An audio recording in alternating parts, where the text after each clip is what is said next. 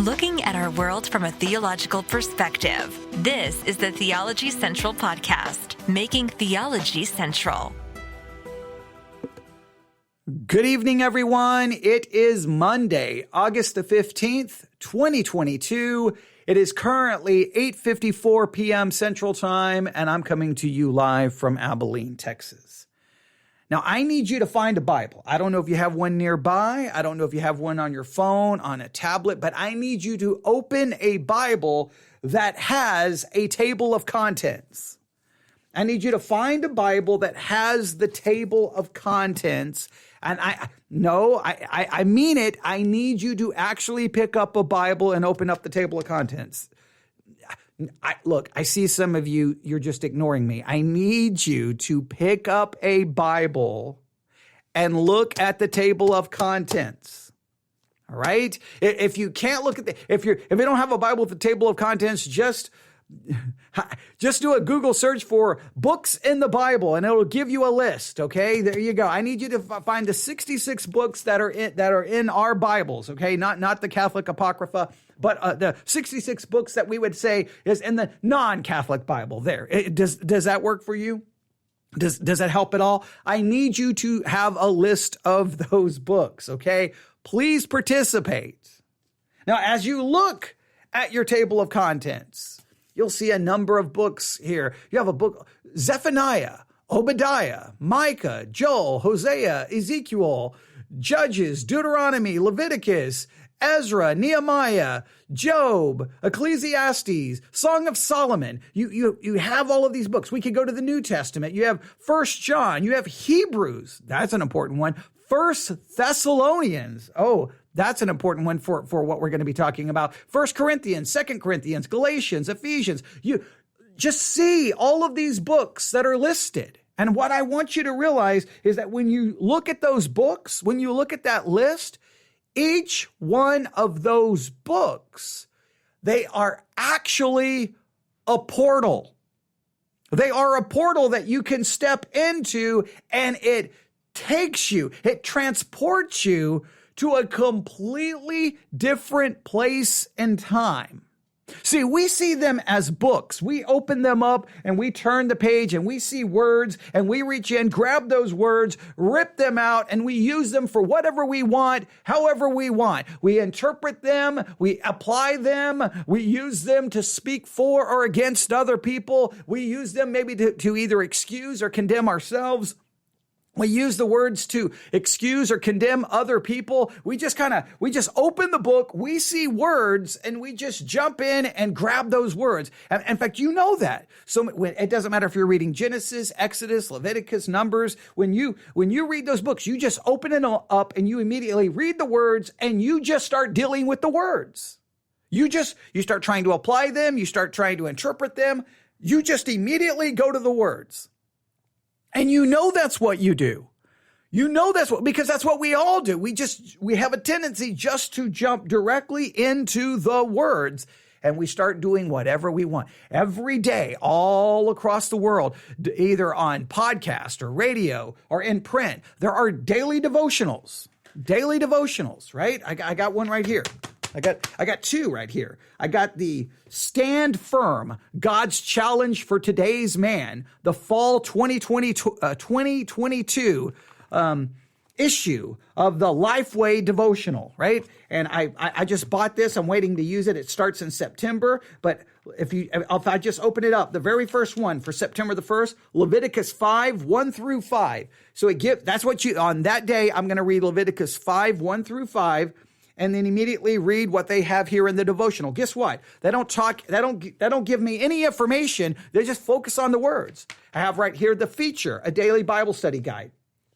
And if I go to, today is August the 15th. If I go to August the 15th here, it's 1 Peter chapter 5, verses 1 through 11. They immediately start dealing with those words. There's nothing. They just go to the words. They just see them as words. We've been almost trained to look at them as books with words. But I think what we really need to realize is they are portals that take us, to other countries, to another time, where we immediately enter into another country, another time, with people speaking a different language, with different cultural ideas, different moral ideas, different ideological ideas, different political structures, different religious maybe ideas. We step into a world that is so far removed from everything we know. Like if we were to literally step into the portal, like in a literal way, not in a metaphorical, allegorical way, but if you'll really see these books as portals, the minute you step into the portal, you would look around being like, wait, what's that? Wait, what's going on? Wait, why can't you do that? Wait, why is that wrong? Like, what are you talking about? Wait, what? What's happening? I don't understand, because everything would be different. Everything, culture, ideology, religion, politics, everything, language, everything would be so different. But for some weird reason, we seem to think that we can just ignore all of that, go right to the words, and then properly interpret it. And I'm telling you, we cannot do that. Even though you've been convinced that you can, even maybe other people have told you that you can, the reality is you cannot. Before you step through the portal, you need some information about where you're going. You need some information about what's going on. You need some information. Think of it this way, all right? Maybe you'll understand this, maybe you will not. But in the United States military, if I can speak correctly, in the United States military, I was trying to say United States Air Force because it was in the Air Force, but then I thought, well, instead of being one branch of the military specific, I'll just be more just in general, the military in general. I know how it worked in the United States Air Force. I'm assuming this is how it works in other branches of service. But if we were going to be deployed, right? Hey, we have a situation happening wherever. We got something going on in North Korea. We need to get you to South Korea. Or we got a situation developing in the Middle East and Iraq or wherever, and we're going to be sending you to Turkey, or we're going to be sending you to Saudi Arabia. You're going to be going to some undisclosed location somewhere in Iraq, maybe somewhere near Baghdad, whatever the case may be, or in Afghanistan or wherever. When you're going through the processing line, at some point, you're going to be receiving some briefings about the country you're being deployed to. You're going to get some basic information about the country, maybe things things about insects or wildlife, or things you need to protect yourself from, the medical, different diseases and what those symptoms are. You're going to be giving an in-country briefing about where you're going, what to expect, what you need to know. Now, it's not extensive. It's giving you the basics of the basics. Well, in a roundabout way, when it comes to the Bible, you need kind of an in-country briefing. Hey, before you get there, before you start looking at the words, here's all this background information that you need. The way I placed it in my notes, each book of the Bible is a portal into a world centuries removed from you, from me, from your church, from our church. It is a world with different languages, different culture, different morality, different religion, different geography, different political structure. Trying to just jump into the portal and start interpreting and understanding anything in it correctly, you need to take time to grasp the background. Now, with that, I can say welcome to the Bible study exercise series, and welcome to our attempt to structure and develop the best Bible study method ever, the most comprehensive Bible study method ever. That is what we are working on. In part one, what I gave you is an overview of this method. And this method really includes multiple methods, basically 4 different methods that we are going to ultimately put together and say, here's everything you need to do to actually study a book of the Bible. But what we're doing is they're 4 methods. So I'm going to teach them as separate methods, but then ultimately you will put them together. If you listen to part 1, you'll get the overview. It will all make sense. So here's what we're going to do tonight, probably for the next hour. I'm hoping I can finish this in an hour. But what we're going to do is I'm going to introduce you to the book background method of Bible study. Now remember, this is its own individual method, but put together with the other three, we get the most comprehensive method of Bible study. So these are individual methods that you group together. You do all of the steps and you get the most comprehensive approach to studying a book of the Bible that you can find anywhere. And again, this is for you to use so that you can study, so that you can grasp and understand what's in the Bible. That's so important. So tonight, it's all about the book background method of Bible study. But I don't want to stay here too long. We already spent 10 minutes, but I just got to remind you, I want you from now on to see that the books of the Bible is a portal. Again, centuries removed from the time you live. Everything is different. And you've got to understand that. You've got to understand all of that background. You got to understand the cultural differences, the geography, you got to understand it all, because if you do not, you're going to be doing things to those words that was never intended to happen. You're going to be making it say things it was never intended to say. And to me, it's the ultimate example of narcissism. We really think the Bible's all about us, written to us, for us, about us.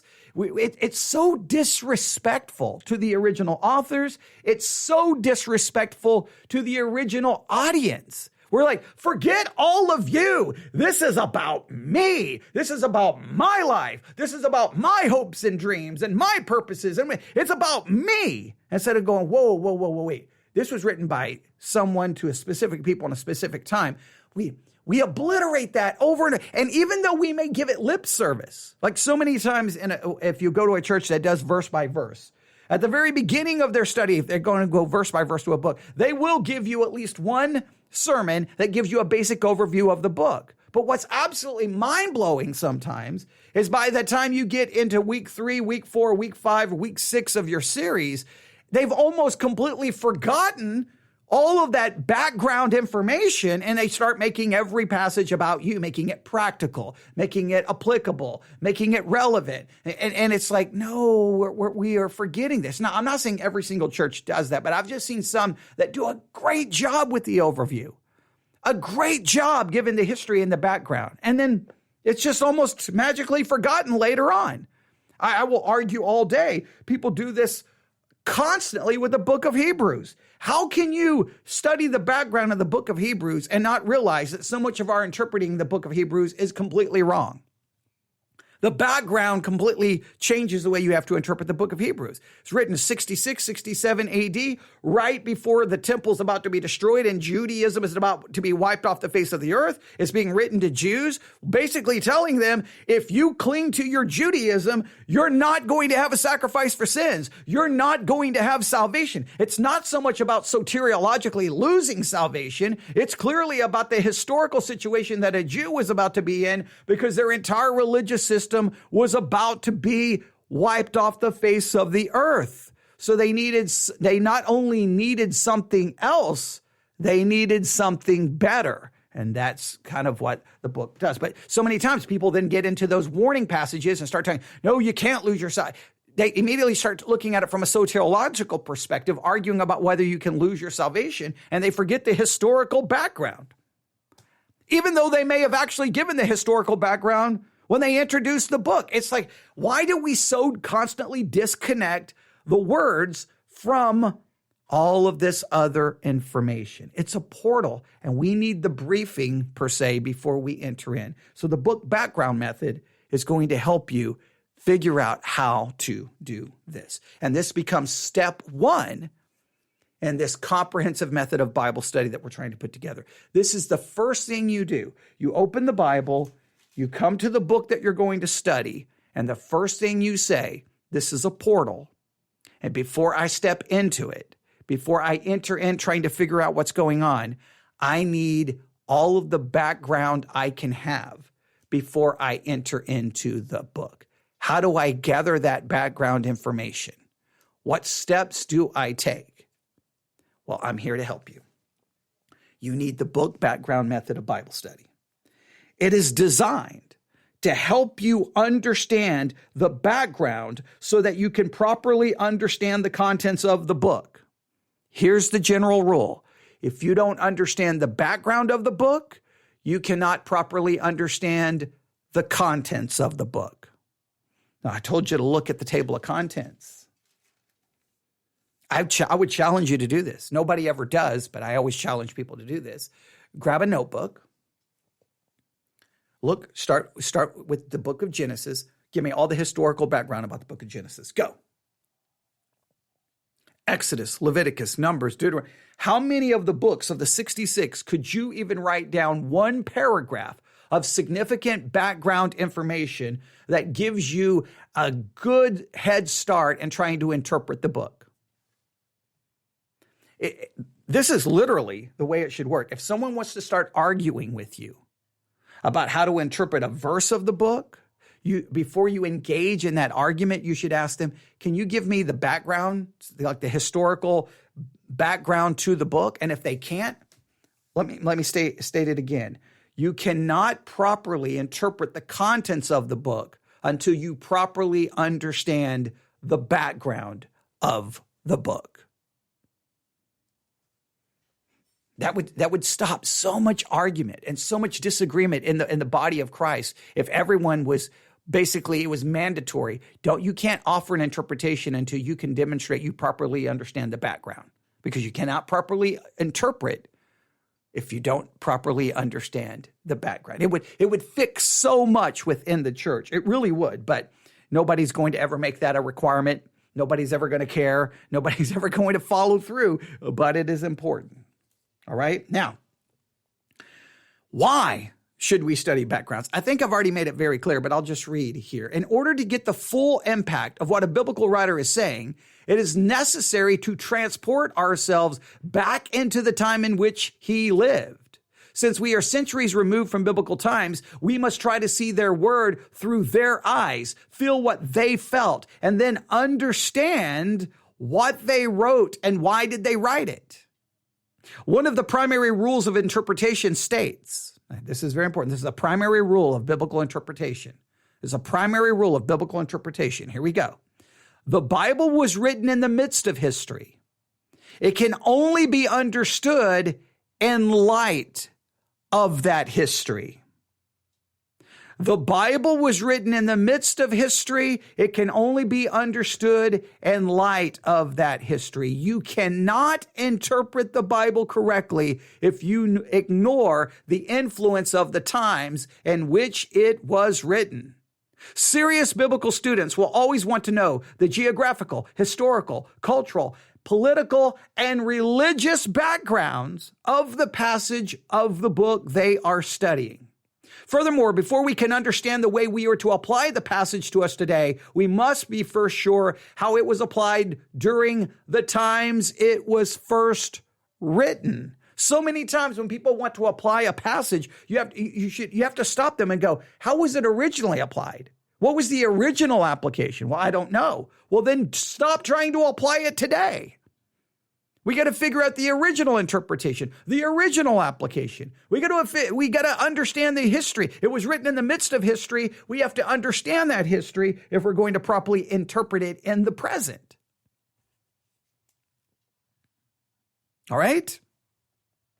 That's so important. So we're going to begin by starting with this. This is how I just looked over at the time. We're already at 19 minutes.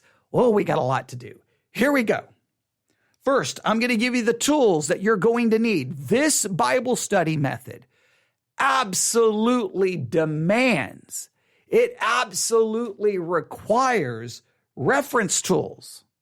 You are going to need, the more tools you have available, the more things you have in the toolbox to use so that you can properly understand the history and the background so that you can properly understand the book. A lot of Christians don't want to spend any money having reference tools. Now, the good thing is you can get a lot of information via the internet, but it's good to have some reference tools. So I'm going to point you to some specific ones, and hopefully this will be very helpful. So you need the right tools. Look, there's very few things you can accomplish if you don't have the right tools.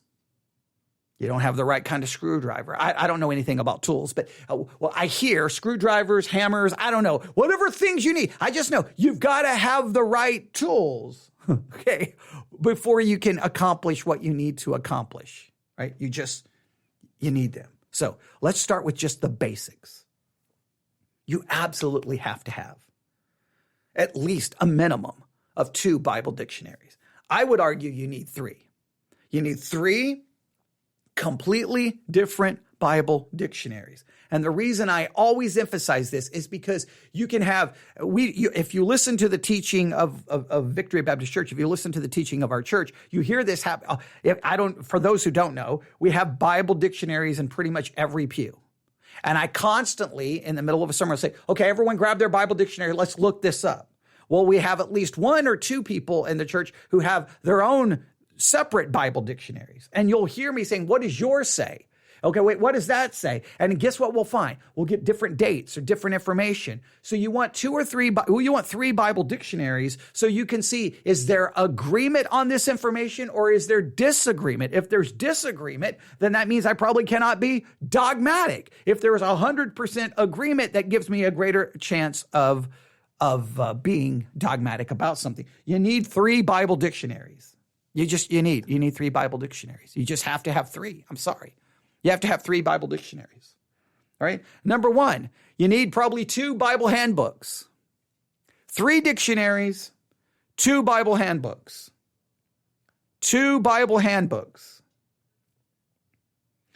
And if possible, you need a Bible encyclopedia, 3 dictionaries, 2 handbooks, and at least one Bible encyclopedia. This should be just like the standard. Now, what it should be is your church should have these resources for you. They should.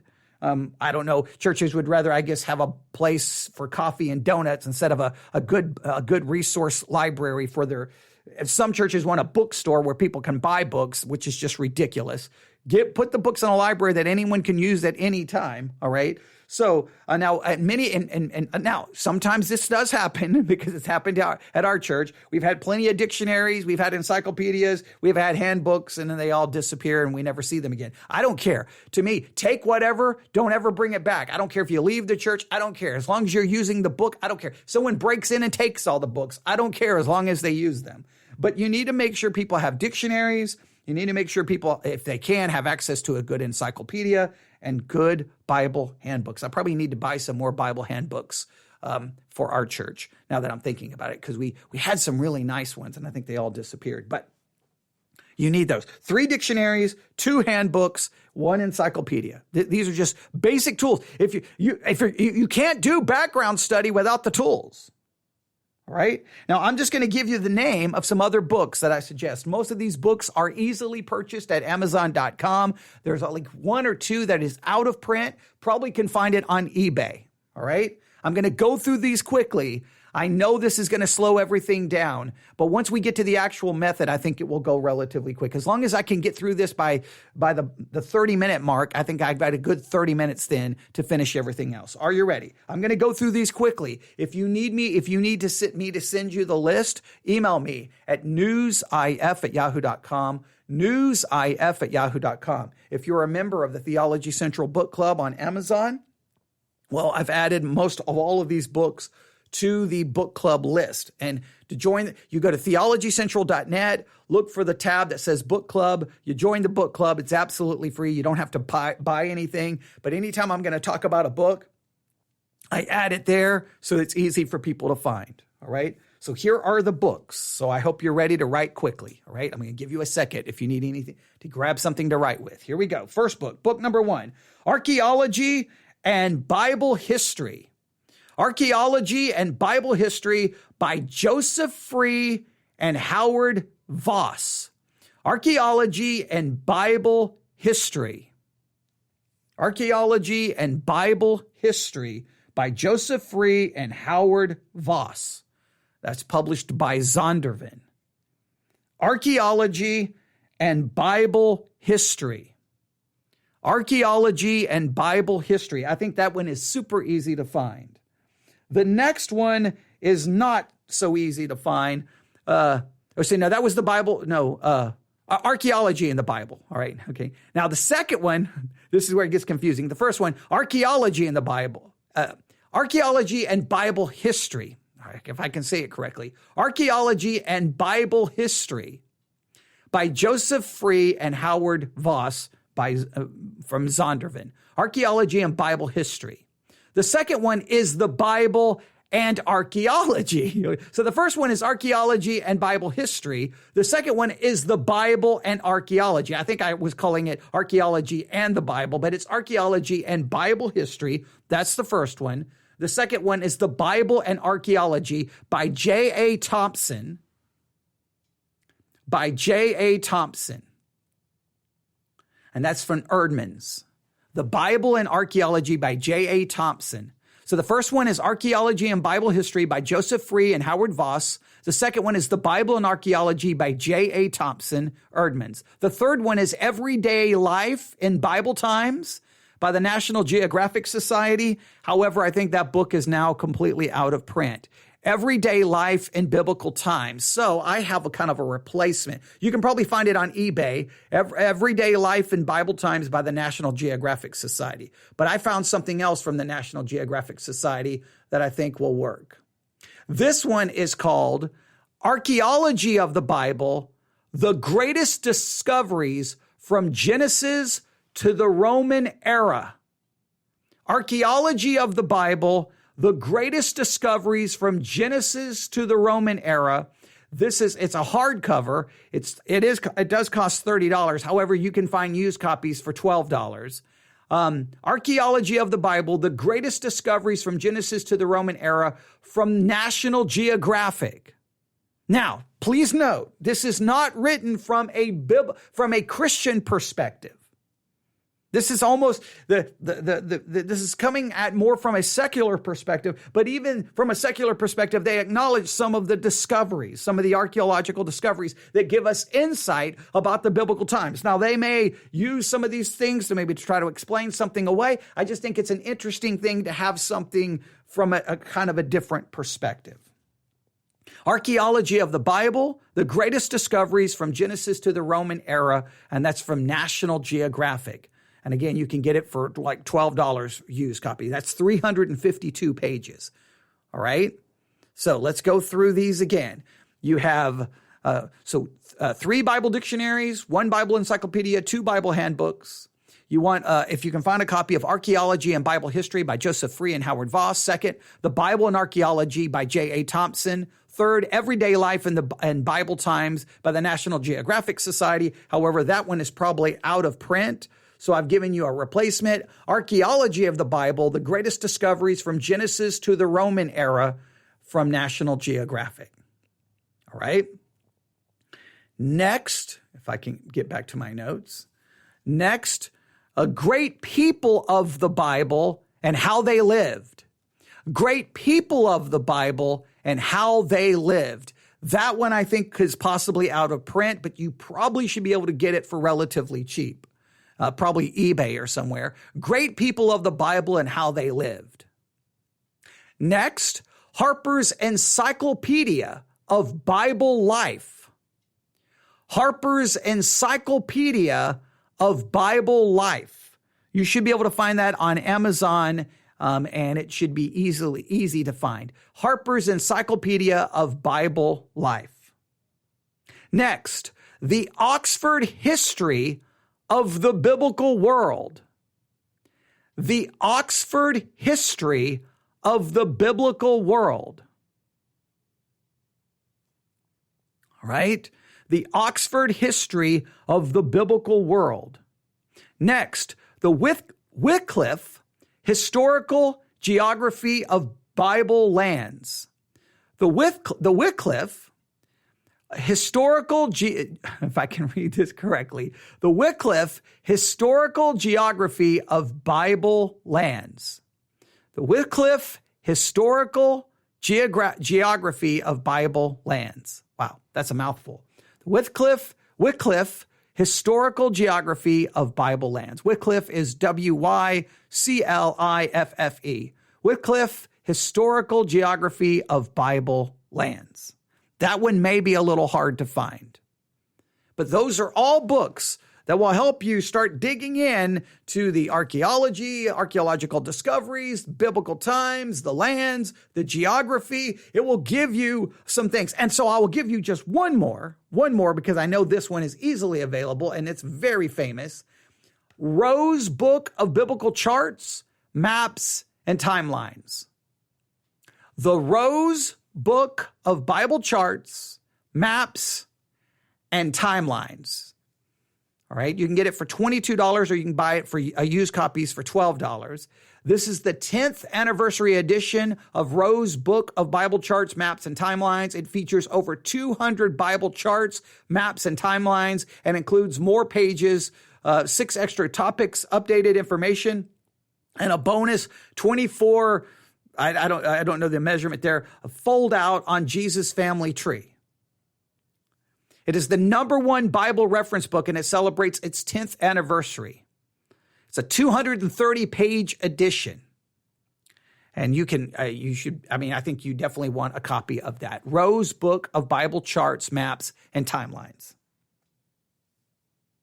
There you go. Those are some tools you need. I had to go through those quickly. I apologize if you need me, and I apologize for having trouble saying Wycliffe historical geography of Bible lands and having trouble saying archaeology and Bible history, okay? Because I was trying to say archaeology and the Bible, but hopefully I corrected them enough and you're good to go. All right, there you have. Oh, we're at 31 minutes. I'm a little bit late, but that's okay. I was trying to hurry.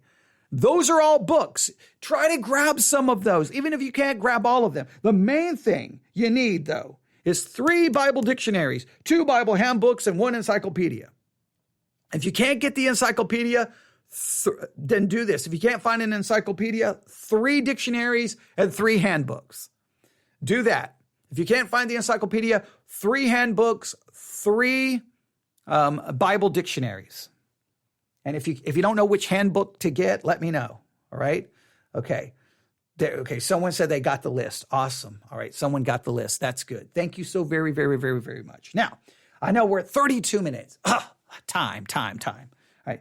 That took me way too long to get through. I knew it was. I kept worried about how am I going to pull this off? Like, do I just do a special episode where I just give a list of tools? But okay. And it didn't go as smoothly as I wanted, but that's okay. Are you ready? This is what we've been waiting for. Here are the steps for the background method. Again, I want you to see the books as portals. And before you step through that portal, you gotta get some information. You gotta learn about where you're going. You gotta learn about what you're getting ready to encounter. You gotta learn about the people, the times. You gotta learn about everything. So here's what we do. First thing, step number 1, choose the book you will be studying. Wow, I'm glad I told you that step, right? But you got to choose the book, or I like to say, choose the portal you're about to step through, right? You got to choose the portal you are about to step through. Number 2, you need to gather. Now, this is very important. Now, most people don't tell you to do this.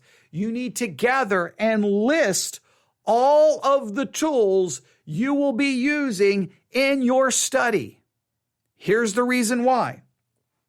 If you do a good job in writing everything down in your study, and if you do a good job in keeping your notebooks, at any point in time, you can go back to that notebook, you'll see the list of tools you use, and over time, you may realize, man, I've been using those tools are obviously very helpful because I've used them like in 20 studies or whatever the case may be. You always want to, number 1, choose the book. Number 2, gather all of your tools, and then on paper, write down the tools you're going to use. I know everyone skips this. Everyone always does. But whenever you see the information you're writing down, you want to know where that information came from.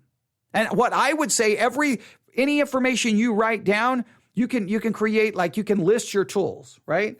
And you can just create a little abbreviation for each tool. And then whenever in your notes, when you're writing down information that comes from it, you can just write down the abbreviation at the end. So that when you see that statement, that's where it came from. You can write down the abbreviation and page number.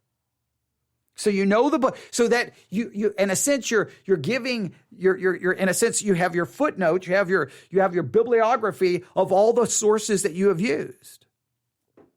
I think that's super important because this entire method is all about the tools you're using. So you want at the very beginning to list every tool you're going to use, give it a very short abbreviation, and then use that abbreviation in your notes, wherever you're writing down where you got that information from. Even if you're just paraphrasing the information, you can say, whatever abbreviation you give, Nelson's Bible Dictionary, NBD, page 6.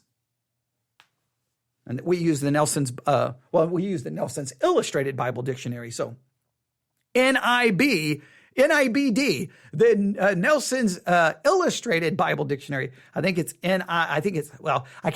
have a copy in front of me, but it's the Nelson's, I think it's called the Nelson's New Illustrated Bible Dictionary, but Nelson's Illustrated Bible Dictionary would work, NIBD, and then just put the page number. A lot of people skip that. I do not know why. You want to know where you got that information. Because because I think you should study the Bible with the intention of looking for people to share your study with, right? Okay. Well, where did you get that? Well, and if someone says something, you're like, no, the history explains it, and you give them that. Well, where did you get that? Give me 1 second. Let me go find my notebook. Boom. Okay. Pulled the notebook out. Oh, that was from that Bible dictionary, page 6. Okay, I know what you're saying. That's just ridiculous. No, it's God's word. It's not ridiculous. It's you caring enough to ensure that you've got the right information. All right, so choose the books, gather your tools, and make a list right there at the very beginning on your notebook. Here are the tools I used. Here's my abbreviations. Number 3. Some people refer to this as the 5 W's. I just wrote them out this way. Who? When, where, why, and whom. That's the way I decided to go with it. Who, when, where, why, and whom. Before you even step foot through the portal, you need to know the who, when, where, why, and whom of the portal you're about to step into. So here's what you need to do. First of all, you need to figure out who wrote the book. Who is the author of the book? That's very simple, very straightforward. We don't need to explain it. Who wrote the book? Number 2, when was the book written? Now this is very important. When was the book written? When does the events talked about in the book occur?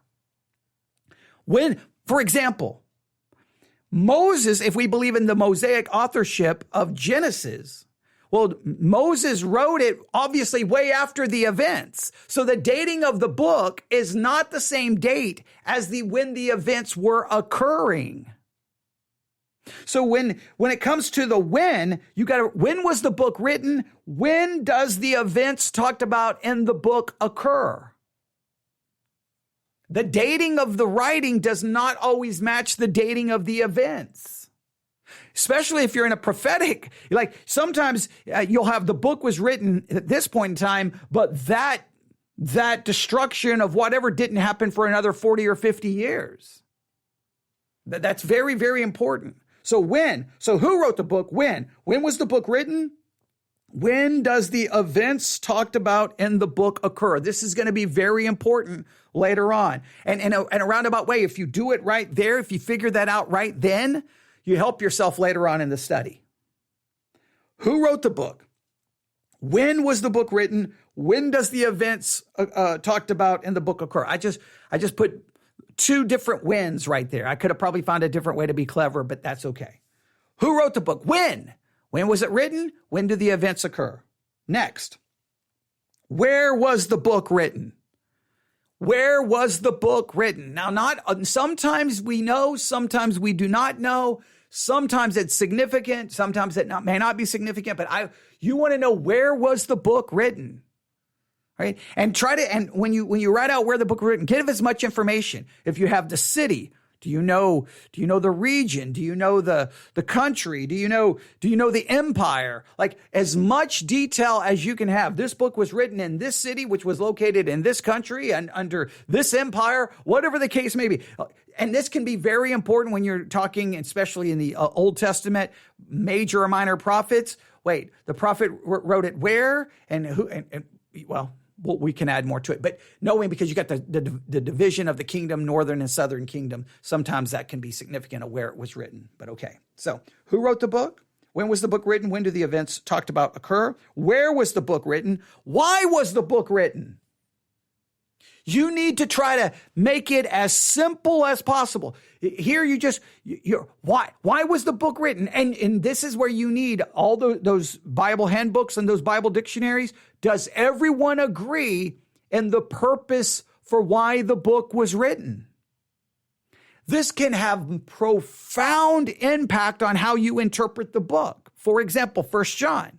You ask the average Christian, why was 1 John written? It was to offer a test to prove whether someone is saved or not saved. I would come along and go, no, it's a polemic against Gnosticism. It's a test to say, this is Gnosticism, which is not the true faith, and this is what is the truth. It's a contrast between true faith versus Gnosticism. Everything there is making reference to Gnostic ideas and Gnostic doctrine. It's a polemic against Gnosticism. So you want to look at as many sources. That's why you need multiple sources to see if everyone agrees. Who wrote the book? When was the book written? When does the events talked about in the book occur? Where was the book written? Why was the book written? Whom was it written to? Whom was it written to? So we have who, when, where, why, whom. We're going to add another one here, though. We're going to add another one. You'll see, because I have to add one more, but you'll see why. Who wrote the book? When was the book written? When does the events talked about in the book occur? Where was the book written? Why was the book written? Whom was it written to? You need to know who the intended audience was. Was the intended audience the Northern Kingdom or the Southern Kingdom? Was the audience to believers? Was it to Jewish or Gentile believers? To whom was it written to? And then I added one. So I know everyone calls it the 5 W's, but we're going to add, I'm going to go right here in my notes. I'm going to put what. So we have who, when, where, why, whom, and what. We're going to call it the 6 W's, okay? You may have already written the 5 W's down. That's why you should have used pencil, all right? The 6 W's, okay? But I wanted to do it that way so that you would remember the 6th, because I don't want you to ever forget this one. What was going on? What was going on when this book was written? I want just a basic idea of what was happening. What was going on? What was going on when it was written? Not only that, what was going on? Let's do this. What was going on when it was written? What was going on at the time of the events in the book?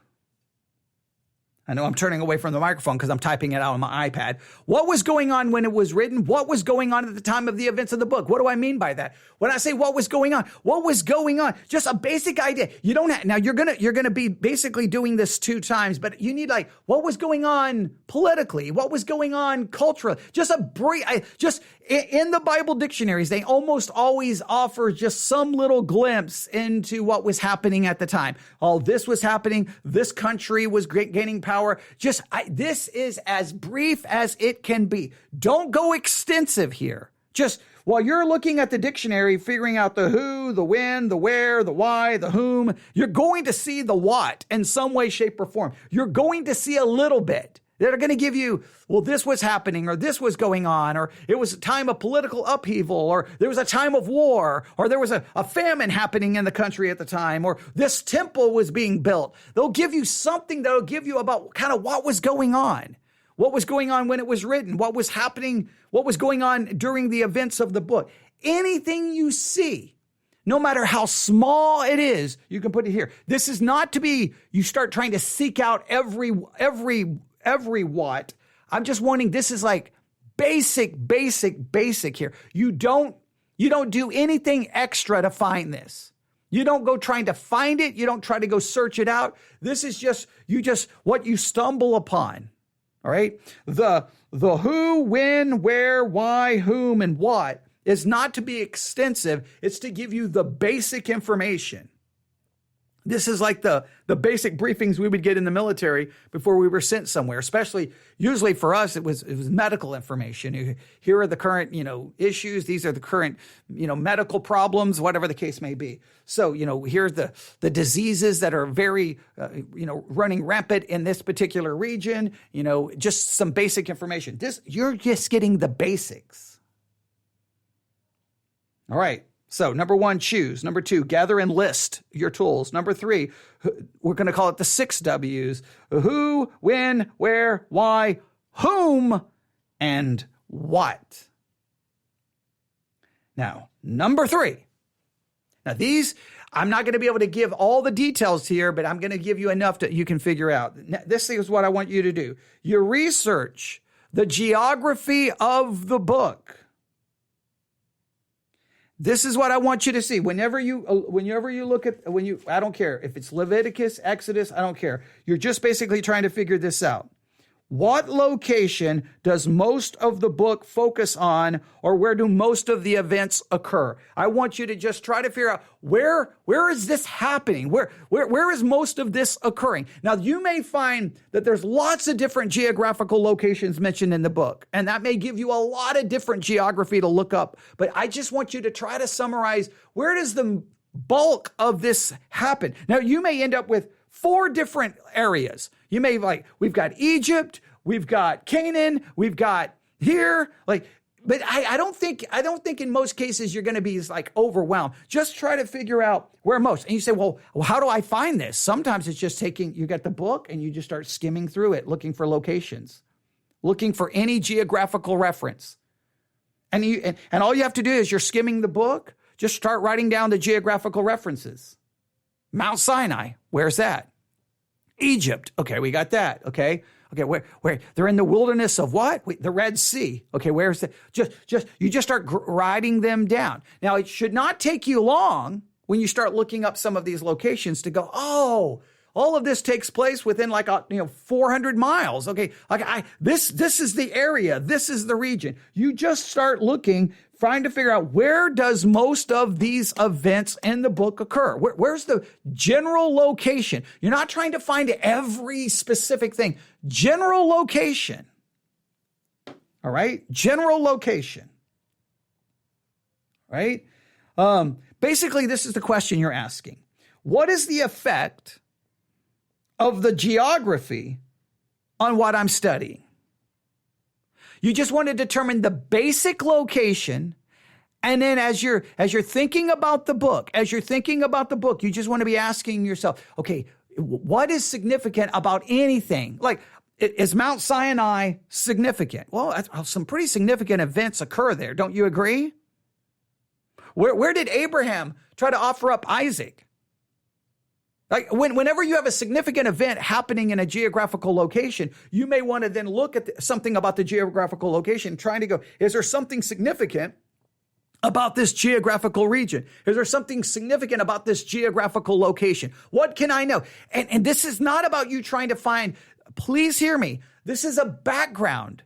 All you're trying to do is just getting if someone was to ask Leviticus, where are they at when Leviticus is written? Where are they at? Where are they at? You should know that. When they're wandering around in the wilderness for 40 years, exactly where is that at? Is there any significant geographical locations in that story?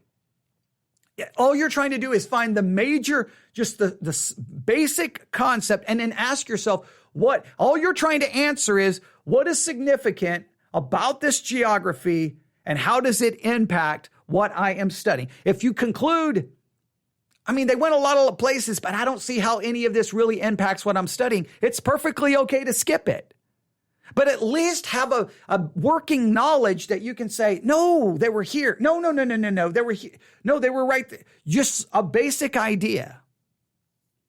Now, as you're researching the geography, you're going to have to you may have to skim through the book and start making a list of the geographical locations. You'll start looking up those geographical locations. And then if you have a book of Bible maps or a Bible atlas, then you can look it up and try to see it and try to envision exactly what's going on. You may conclude, this doesn't help me at all. Or you may conclude, wait a minute.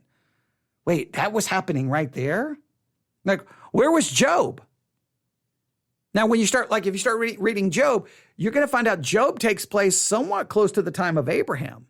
So where was Abraham and where was Job? Is there any significance to that? It may help, it may not help.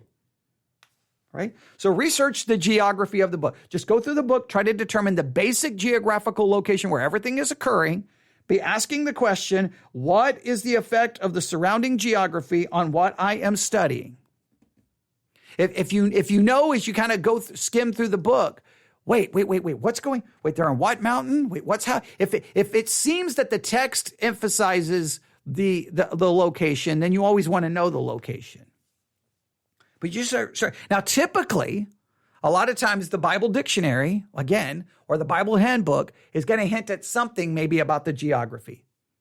And you're probably a lot of times you're already going to get a basic idea. So this sounds harder than it is. It really isn't. When you're going through the dictionary and the handbooks or an encyclopedia, you're going to start, a lot of this information is just going to be thrown at you. Now, you may have to spend some time going, let me do a little bit of skimming through. And this is supposed to be fun and laid back. You're just skimming through. Going, okay, what's the basic location where this occurs? I'm looking for any geographical, location mentioned, any place. Oh, I got a place. Okay, where is that? And then you just look it up. Just make it fun, laid back. Don't put any pressure on yourself, right? There's the geographical. Next, so number 1, choose the book. Number 2, gather and list all of your tools. Number 3, the 6 W's, the who, when, where, why, whom, and what. Number 3, research all the geography. Number 4, research the historical background. When are the events occurring? Now, you've already kind of figured out when the events are occurring, so you probably already have an idea of what's going on. What is going on at the time that could impact our understanding of the text? Is there something going on at the time that helps me understand? Well, I know this. In 1 Corinthians, there's some situations spoken of about the physical relationship between a husband and a wife and maybe the frequency of their intimacy, right? And you may kind of look at that like, what in the world is going on? And then you realize, wait, this is being written to a church in the city of Corinth. There was a temple there of false religion. Oh, yeah. And there was temple prostitutes who would go out and basically said, you can worship God by engaging in sexual activity. Well, that would put a lot of people maybe in that church at great risk of being tempted, right? So sometimes a little bit of historical background, what's going on at the time, can be significant in understanding it. Sometimes it's helpful, sometimes it's not. What's the whole deal with meat offered unto idols? Now, so you just need some basic information. So what are the events occurring? What is going on at the time that could impact our understanding? In most cases, most Bible dictionaries will at some point in it say the historical context. Right? The historical context. So in other words, in the Bible dictionary, you look up the book of Leviticus, somewhere they will probably say, here's the historical context. And all you're doing is looking, and you're not trying to write down, you're not trying to write down everything. You're looking for anything going, that will help me understand the book. That will help me understand what I'm getting ready to read. That will help me. And then you write that down. And again, write down the reference and the page number. You don't have to put it down word for word. You can paraphrase it. You can summarize it. But you say, well, I don't know what's going to be helpful or not helpful. That's a skill you will have to develop. You may not know, so you may write down more than you need. But your job is to know the history as much as possible. So you research the historical background. Next, I'm going quickly.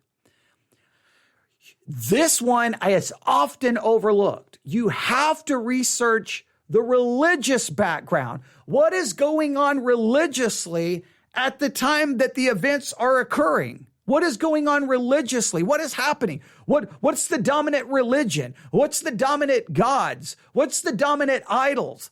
What's happening religiously? If you understand what's going on religiously at the time, sometimes it changes everything. For example, if you understand the religion of ancient Egypt and all of their deities and all of their gods, then you see the plagues that happened in the book of Exodus. Guess what will magically happen? All of a sudden you'll realize now, because when you read the story at first, it makes no sense. Why is God doing all of these plagues? He could just say, let my people go. You're going to let my people go. Change your heart. They let the people go. It could be over in 2 seconds. Why this long, drawn out production? It makes no sense. And then you realize every plague is an attack upon an Egyptian deity.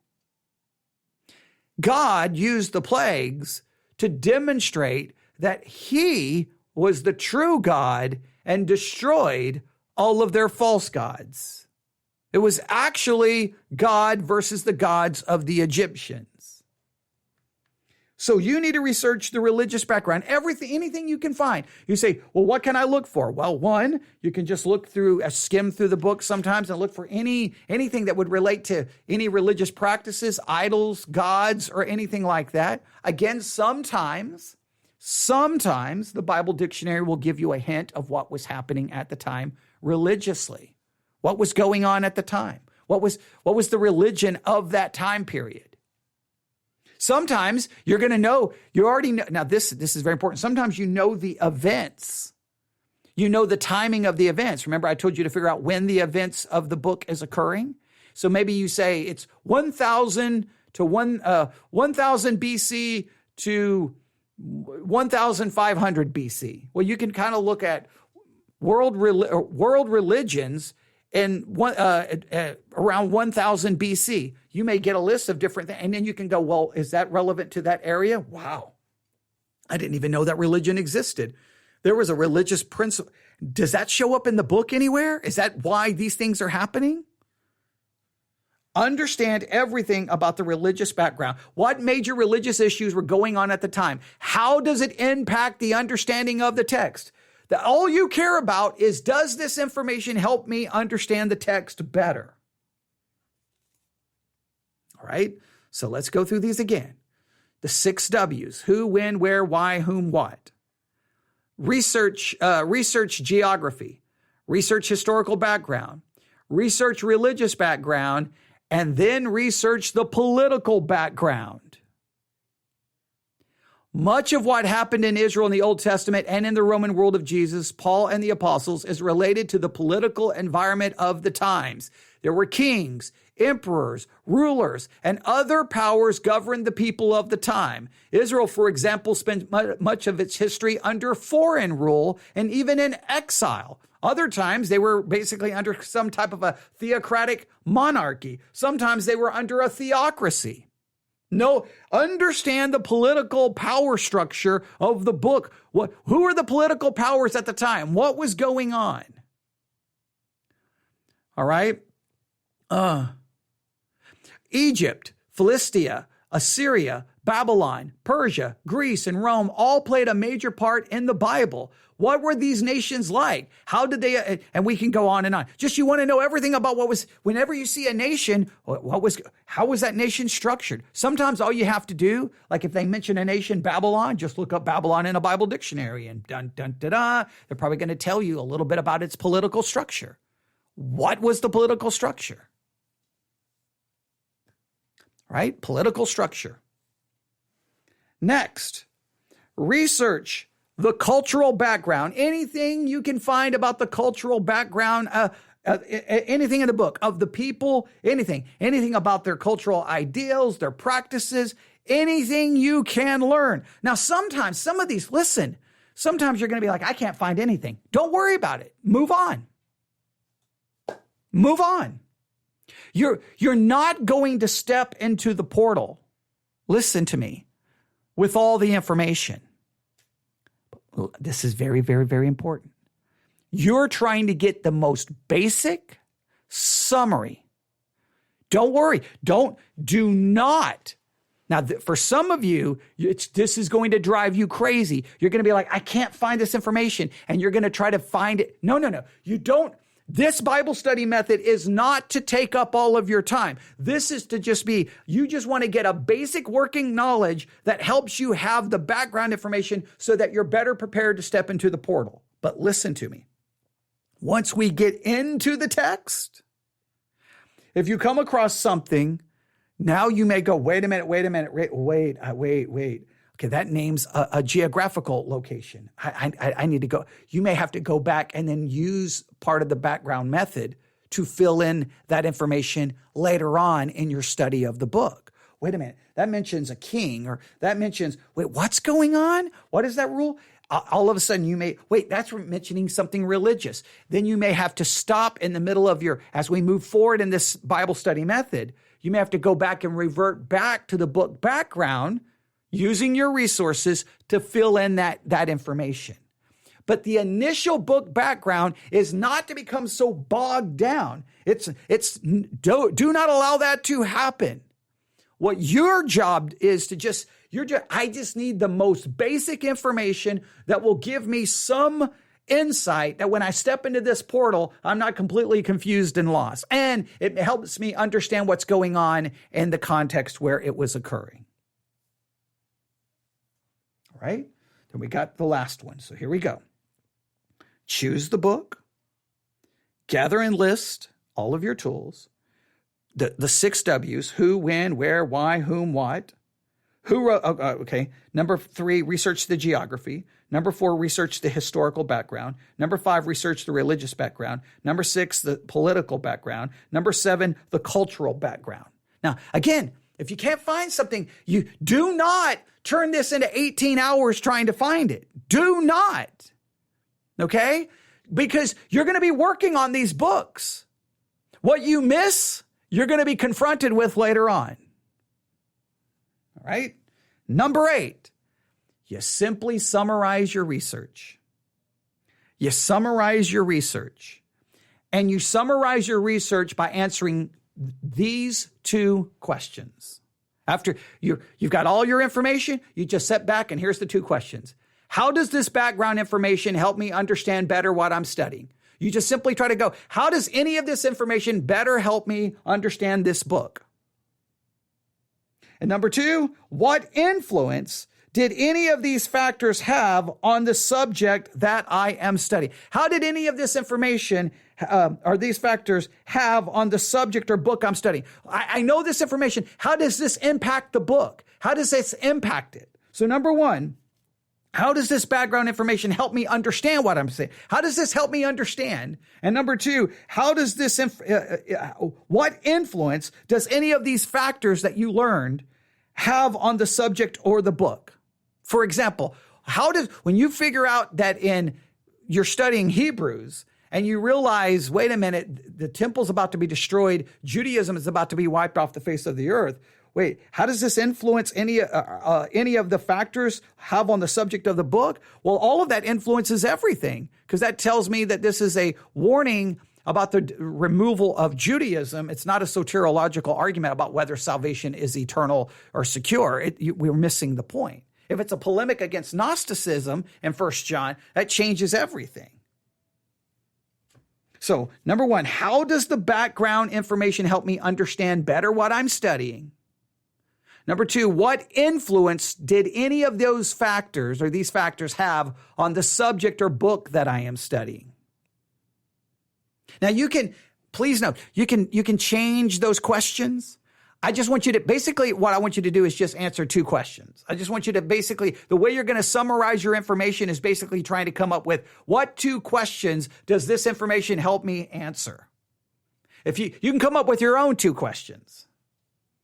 Just come up with 2 questions, but you can borrow those 2 and do what you want with it. So number 1, how does this background information help me understand better what I'm studying? That's simple. Okay, I got all this information. How does that help me understand Genesis? How does this information help me understand Leviticus? And number 2, what influence did any of these factors have on the book that I'm studying? How did that information impact the book? How does it impact what I'm seeing? Now, I know that those are very similar, so I'm trying to make a distinction there. It's not a great distinction, but I just trying to give you, for you to think about what you're seeing. Even if those seem very similar, that's okay. I'm trying to get you to answer questions to summarize your information. I don't want you to spend, I think what I'm trying to do here is I don't want this to turn into, 6 months. I want this to be done quickly, maybe within an hour or two. And you say, but it's not going to be complete. That's okay. This is to get you ready. Now you're ready to enter into the portal. Once you get into the portal, you're going to get confronted. Boom. You're going to get hit with all this information. You're going to be like, wait. Who are these people? Wait, where is that? And you're like, why did I miss this in my overview? It's okay. Because you're not going through the whole book. Now there's times in the past I've taught this, that your first thing you have to do is read the book 5 times. But I'm not doing that. All right. I may regret not doing that. I'm always modifying these methods. But in this particular case, I don't want you even trying to read the book. I want you just gathering all the information so that when you start reading the book, you're going to go, oh, I know what's going on here. Okay. I know what's happening. In other words, I want it to be like before you step into the portal, you are gathering information that will help you when you step into the portal and you get into the other side.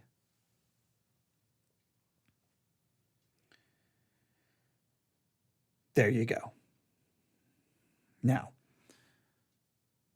nobody asked any questions. The chat was completely silent. I never know how to interpret that. I want to believe because people are like, wow, I was writing so much down. I've never seen anything like that. This is amazing. Or everyone is falling asleep going, I've heard this a million times. I don't know which it is, but there it is. There is the book Background Method of Bible Study. Do not allow this method to consume you. This is just a fun, relaxing, gathering information. Think of it as basically you're just gathering information before you get on the cruise ship, all right? Okay, someone says they got it all down. All right, that's good. So at least one person got it all down. What's always amazing is how few people say anything in chat, and then when I'm done, how many people are listening. It's always like the numbers are so... One person said something, 500 were listening. It's like, well, why? But okay, that's okay. For all of you out there who just like to be silent, I understand.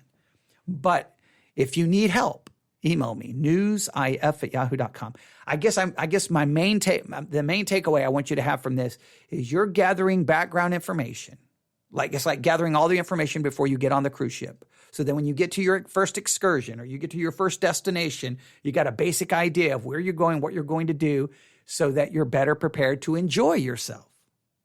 This is just gathering as much information that you can find without, driving yourself insane. It's not supposed to even feel like work. It's just supposed to be fun. And you're like, okay, I got a pretty good overview. Let's jump in. Now, within minutes, you may stumble and go, wait a minute, who is that? What's going on? That's okay. That's okay. You now but guess what? As soon as you get into the book and you realize you got a problem, you can just immediately revert back and go, 1 second, I need to do a book background. I need to use some of those book background tools to figure out where this is, what religion this is, what king that is, what is going on, because I don't know. That's perfectly okay. If you miss it at first, it's okay. All right, 3 dictionaries, 3 handbooks, or 3 dictionaries, 1 encyclopedia, and 2 handbooks. All those other books I gave you, if you can find them for cheap, get them. If you can't, look, I would rather you spend the money on the dictionaries, the handbooks, and the encyclopedia than anything else. And if at some point, I'm always looking at the money we are asking. I always forget it because I have such a hatred for them. Thank you so much for mentioning it. This is where you can use that study Bible. Please use the study Bible. Please use the study Bible. Most of the time at my church, I'm telling you, why did you bring a study Bible? Bad. Don't, because I think study Bibles, people just look at the text, look at what the notes are, and it just drives me crazy. They don't actually study. But in this particular case, on study Bibles, they always have good intros to the books. You definitely want to use that. If you've got a study Bible, this is the time to just use it like crazy. Now, Don't just use it alone. You still need to use it in conjunction with the dictionary, the encyclopedia, and the handbooks. All right? But good. Thank you for bringing that up. Thank you for bringing that up. Yeah, you can definitely use study Bibles here. Definitely. All the Bibles I have, none of them have any notes. I don't ever buy Bibles with any notes. I don't want notes. I don't want anything. If it was up to me, there wouldn't even be chapter divisions. If it was up to me, if it was up to me, I apologize. Almost started coughing. If it was up to me, it would be just the text. I just want the text. That's all I want. I just want the text. I just want the text. But if you got a study Bible, that's the time to use it. All right. Okay, I think that's everything. I think so. Yeah, I don't have. I was looking around to see if I have any study Bibles. I don't have anything. I do have. See, I don't think this has any. Nope. This is the pastor's Bible, and it doesn't have any notes either. No introductions at all. So I don't have anything with introductions or anything. So that's just kind of. I typically like my Bibles that way, but I'm not against study Bibles.